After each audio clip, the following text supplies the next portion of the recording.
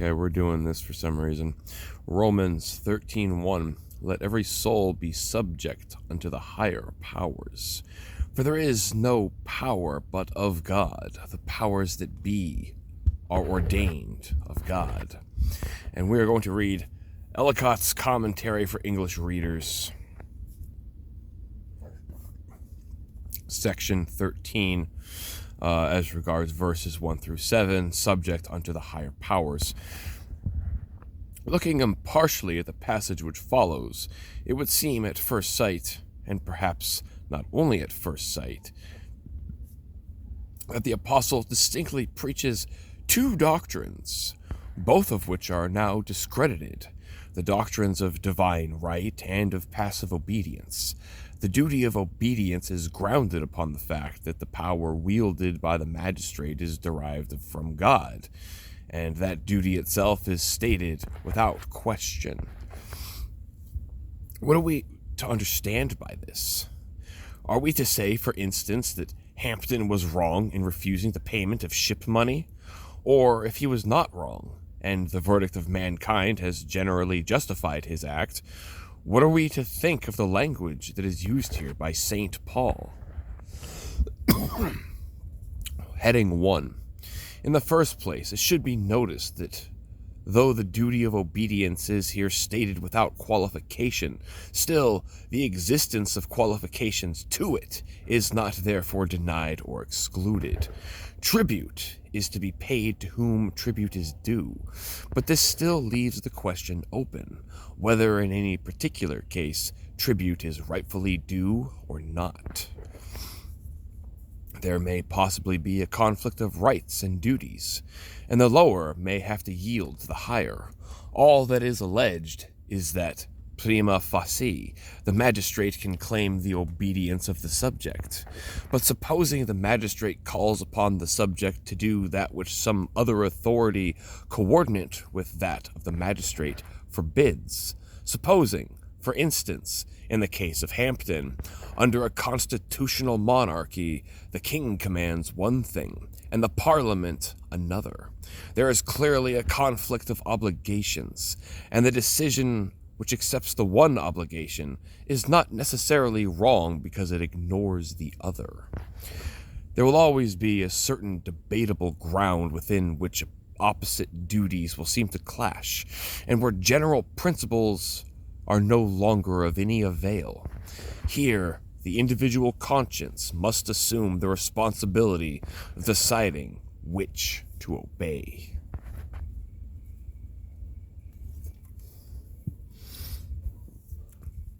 We are not called upon to enter into the casuistry of the subject. It may only be well to add one caution. Any such seeming direct collision of duties must be at the very lightest a most serious and difficult matter. And though the burden of deciding falls ultimately on the individual, still he must be careful to remember that his particular judgment is subject to the fallibility to which all individual judgments are liable. Where the precept is appealed to, quote, render to Caesar the things that are Caesar's, and to God the things that are God's, end quote, one man will say that the particular point in question comes under the first head, and another that it comes under the second. In either case, a great responsibility is assumed, and it is especially desirable that the judgment of the individual should be fortified by the consent of others, if possible by the suffrages of the majority of those who are in a position to judge. It is one thing to say that a conflict of duties may arise, and that the higher is to be obeyed. It is another thing to say that in a certain... Excuse me, I have the burp, sorry. There we go. It is another thing to say that in a certain given case, such conflict has arisen, and that the duty which commends itself to the individual is the higher of the two.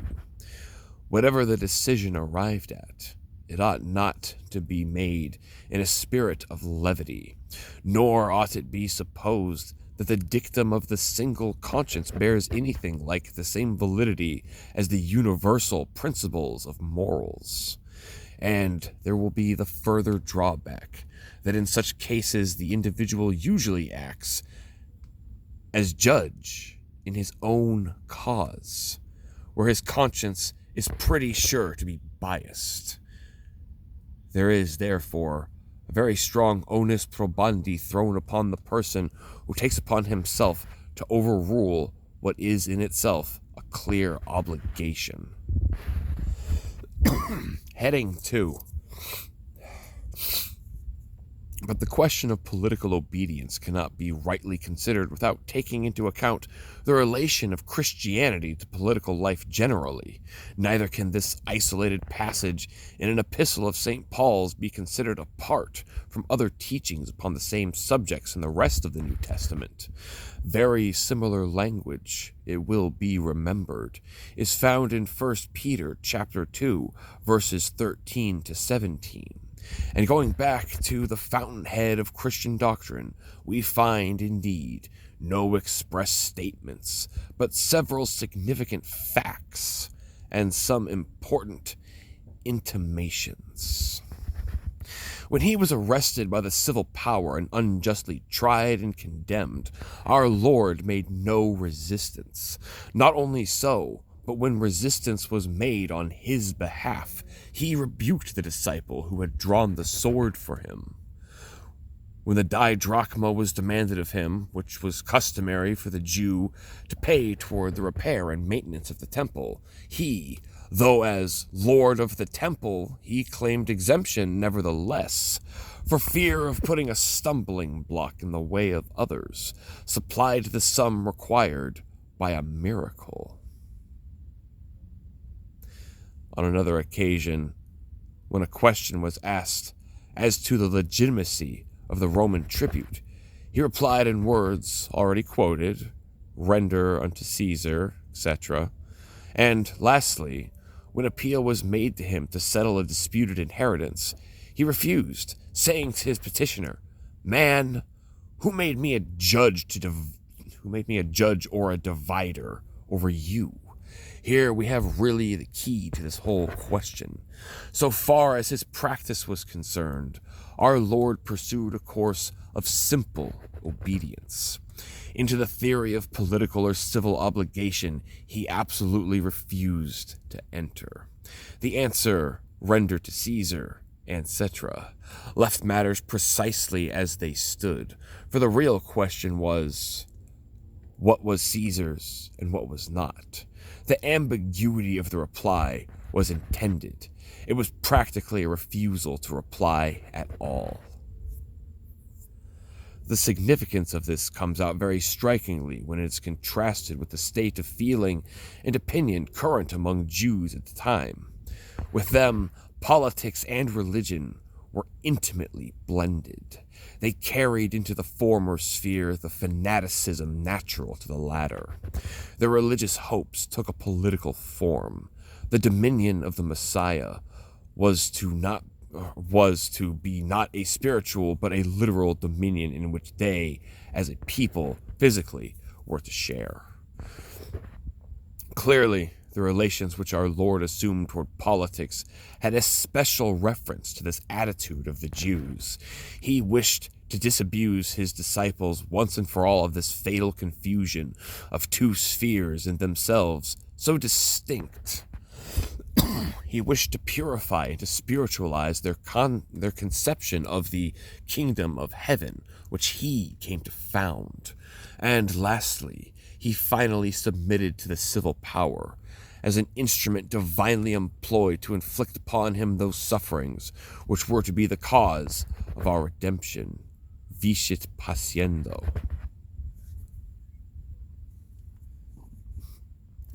It would seem as if by some intuitive perception the disciples entered into the intention of their master. Toward the civil power they maintained an attitude of absolute submission. They refused to avail themselves of the elements of fanaticism which existed wherever there were Jews, and at the head of which they might have easily placed themselves. Instead of this, they chose to suffer and die. and their sufferings did what force could never have done. They leavened and Christianized the world. Header number 3. It is an expression of this deliberate policy, if by that name it may be called, which we find in these first 7 verses of Romans 13. At the same time, the apostle may very well have had a special as well as a general object. The church at Rome was largely composed of Jews, and these would naturally be imbued with the fanatical spirit of their countrymen. The very mention of the Messiah would tend to fan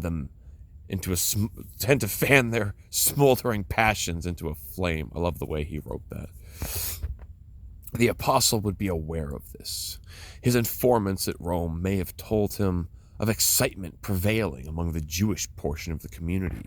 His experience in Palestine would tell him what unscrupulous acts of violence this might lead to, and he forestalls the danger by an authoritative and reasoned description of the attitude to which the Christian ought to assume. It does not necessarily follow that precisely the same attitude is incumbent upon the Christian now. In this section of Christian teaching, there was something that was temporary and local, and that had reference to the conditions that have now passed away. And yet, as a general principle, the injunctions of the apostle entirely hold good. The exceptions to this principle are few and far between, and he who would assert the existence of such an exception must count well the cost beforehand. There's some definitions here at the end. Every soul is a Hebraism for every person, though at the same time here, as in Romans chapter 2, verse 9, there is a slight stress upon the fact that the man is a conscious and intelligent being capable of moral relations, and it is especially with reference to these relations that the phrase is used. Higher powers, authorities, i.e., the magistrates, the abstract for the concrete. There is no power. It is strange that the apostle seems to go almost out of his way to include even usurped and tyrannical power. He is, however, evidently speaking in the form of magistracy, in its abstract or ideal form. It is the magistrate qua magistrate, not qua just or unjust magistrate. In this sense, not only is the human system of society a part of the divinely appointed order of things, but it partakes more especially in the divine attributes, inasmuch as its object is to reward virtue and to punish vice. It discharges the same functions that God himself discharges, though in a lower scale and degree. Hence, Bishop Butler feels himself justified in taking the principles which regulate civil society as an analogy for those things which will regulate the ultimate divine disposition of things. Quote, "It is necessary to the very being of society that vices destructive of it should be punished as being so, the vices of falsehood, injustice, cruelty, which punishment, therefore, is as natural as society, and so is an instance of a kind of moral government, naturally established and actually taking place. And since the certain natural course of things is the conduct of providence or government of God, though carried on by the instrumentality of men, the observation here made amounts to this, that mankind finds themselves placed by him in such circumstances as that they are unavoidably accountable for their behavior, and are often punished and sometimes rewarded under his government, in the view of their being mischievous or eminently beneficial to society." End quote. That's savage. In other words, the machinery of civil society is one of the chief and most conspicuous instruments by which God carries out his own moral government of mankind in this present existence. It may be said to be more distinctly and peculiarly derived from him than other parts of the order of nature, inasmuch as it is the channel to be used to convey his moral approbation or the reverse. The powers that be, those that we see existing all around us.